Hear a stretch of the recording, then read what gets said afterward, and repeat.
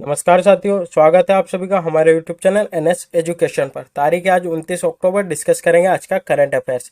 यह जो वीडियो है उत्तर प्रदेश के डेली करंट अफेयर्स से संबंधित होता है। तो अगर आप उत्तर प्रदेश की किसी भी एग्जाम की तैयारी कर रहे हैं तो वीडियो को लास्ट तक जरूर देखिएगा, क्योंकि यह वीडियो आपके लिए बहुत ही यूजफुल है। साथ ही वीडियो को अधिक से अधिक लोगों तक शेयर करिएगा, वीडियो को लाइक भी करिएगा। तो चलिए शुरुआत करते हैं आज के इस करंट अफेयर सेशन की और देखते हैं हमारा पहला क्वेश्चन। यह जो क्वेश्चन है हमने आपसे कल पूछा था, जिसका जवाब आपको हमें कमेंट करके बताना था। तो यह क्वेश्चन था, केंद्रीय निर्वाचन आयोग द्वारा घोषित राज्यसभा चुनाव में उत्तर प्रदेश की कितनी राज्यसभा सीटों पर चुनाव होगा। तो भारत का जो निर्वाचन आयोग है उसके द्वारा राज्यसभा चुनाव की घोषणा कर दी गई है, जिसमें उत्तर प्रदेश की कितनी राज्यसभा सीटों पर जो है चुनाव होगा। तो इसका जो सही जवाब बनता है वो बनता है उत्तर प्रदेश की 10 राज्यसभा सीटों पर जो है यह चुनाव होगा। उत्तर प्रदेश में राज्यसभा के 10 सदस्यों का कार्यकाल 25 नवंबर को समाप्त होने वाला है। उसीलिए जो है राज्यसभा जो चुनाव है उसकी घोषणा भारतीय निर्वाचन आयोग के द्वारा की गई है। इसको लेकर केंद्रीय निर्वाचन आयोग ने चुनाव का जो कार्यक्रम है वह भी घोषित कर दिया गया है। 10 सीटों के लिए 9 नवंबर को जो है मतदान होगा।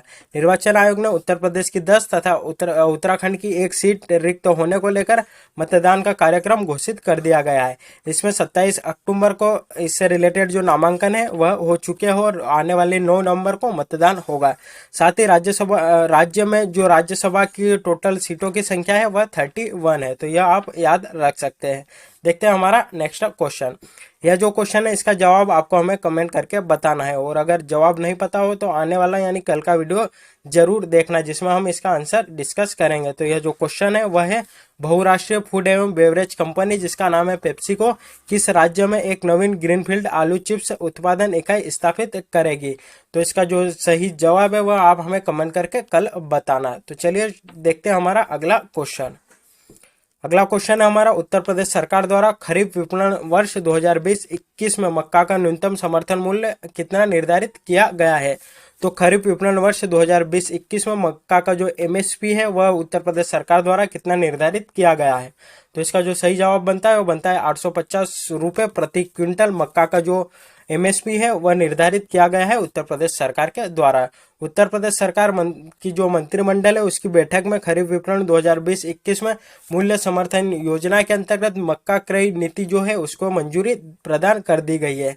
इस विपणन वर्ष में मक्का का न्यूनतम समर्थन मूल्य 850 रुपये प्रति क्विंटल निर्धारित किया गया है, और मक्का के जो क्रय की अवधि 17 अक्टूबर 2020 से 15 जनवरी 2021 तक निर्धारित की गई है। तो यह जो मक्का का जो क्रय होगा वह 17 अक्टूबर 2020 से लगाकर 15 जनवरी 2021 तक होगा।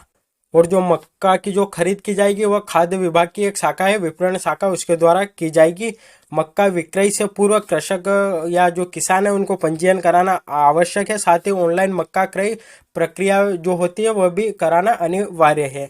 मक्का के जो मूल्य का भुगतान है वह आरटीजीएस एवं पीएफएमएस के माध्यम से मक्का क्रय के 72 घंटे के अंदर मिल जाएगा। तो 72 घंटे के अंदर जो है मक्का अगर क्रय हो गया है तो उसके 72 घंटे के अंदर उसका जो पेमेंट है वह कर दिया जाएगा। तो यह इससे जुड़ी कुछ जानकारी थी। चलिए देखते हैं हमारा अगला क्वेश्चन।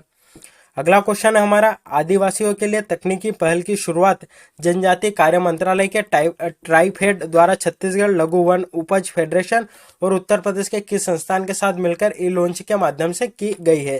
तो यहाँ पर जो क्वेश्चन बनता है वो बनता है कि आदिवासियों के लिए जो है तकनीकी पहल की शुरुआत की है, तो यह किसके द्वारा की है। तो ट्राइफेड जो कि जनजातीय कार्यालय मंत्रालय के अंतर्गत कार्य करता है, उसके द्वारा छत्तीसगढ़ लघु वन उपज फेडरेशन और उत्तर प्रदेश का एक संस्थान है उसके साथ मिलकर की गई है।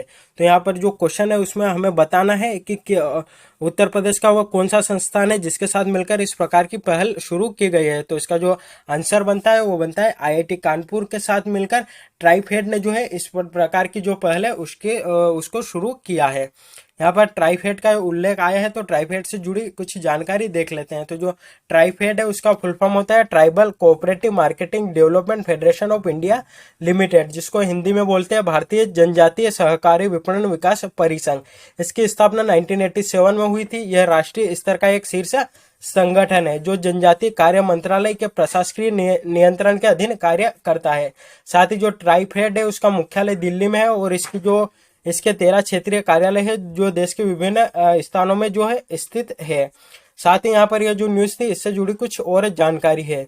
तो आदिवासियों के लिए तकनीकी पहल की शुरुआत जनजाति कार्य मंत्रालय के ट्राइफेड द्वारा छत्तीसगढ़ लघु वन उपज फेडरेशन और IIT कानपुर के साथ मिलकर ई लॉन्च के माध्यम से की गई है। उद्यमिता कौशल विकास कार्यक्रम के तहत ट्राइफेड ने लघु और मध्यम उद्यम मंत्रालय MSME के साथ मिलकर आदिवासियों के लिए तकनीकी जो कार्यक्रम है वह शुरू किया है। साथ ही यह जो कार्यक्रम है इसका उद्देश्य है धन विकास केंद्रों के माध्यम से संचालित होने वाले स्वयं सहायता समूहों की सहायता से उद्यमिता विकास, सॉफ्ट स्किल, सूचना प्रौद्योगिकी और व्यवसायिक विकास पर ध्यान देने के साथ साथ आदिवासियों का समग्र विकास करना। तो इस प्रकार की जो पहल है उसको शुरू करने का जो मुख्य उद्देश्य है वह है जो धन विकास केंद्र है उसके माध्यम से जो संचालित होते हैं सेल्फ हेल्प ग्रुप, उसमें से उनका जो सेल्फ हेल्प जो ग्रुप है उनकी सहायता से उद्यमिता विकास को जो है बढ़ावा देना, सॉफ्ट स्किल या उनकी जो स्किल होती है उसको बढ़ावा देना, साथ ही जो इंफॉर्मेशन टेक्नोलॉजी है वह उन तक प्रोवाइड कराना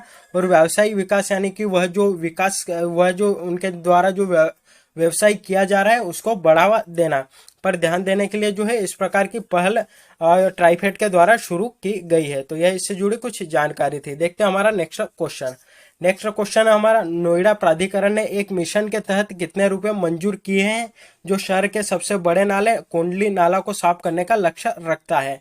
तो इसका जो सही जवाब बनता है वो बनता है 6.5 करोड़ या 6.5 करोड़ रुपए है जो देश के सबसे बड़े नाले कोंडली नाला को साफ करने के लिए मंजूर किए गए हैं। नोएडा प्राधिकरण ने एक मिशन के तहत 6.5 करोड़ रुपए मंजूर किए हैं जो शहर की अग्रणी नाले कोंडली नाला को साफ करने का लक्ष्य रखता है। तो इस नाले को साफ करने के लिए 6.5 करोड़ रुपए जो है मंजूर किए गए हैं और किसके द्वारा किए गए हैं तो नोएडा प्राधिकरण के द्वारा एक मिशन के तहत मंजूर किए गए हैं। यह जो नाला है 17 किलोमीटर लंबा है जो दिल्ली के अशोक नगर स्थान से शुरू होता है और शहर के कई आवासीय क्षेत्रों के माध्यम से गुजरता है और सेक्टर 168 में यमुना के साथ जो है मिल जाता है। कोंडली नाला उत्तर प्रदेश सिंचाई प्रभाग के स्वामित्व में है। तो जो कोंडली नाला है उसका जो रख रखाव का कार्य है वह उत्तर प्रदेश का जो सिंचाई विभाग है उसके द्वारा किया जाता है। तो साथियों आज के लिए इतना ही, यह वीडियो है यहीं पर समाप्त होता है। वीडियो अच्छा लगा हो तो अधिक से अधिक लोगों तक शेयर करिएगा, वीडियो को लाइक भी करिएगा। धन्यवाद।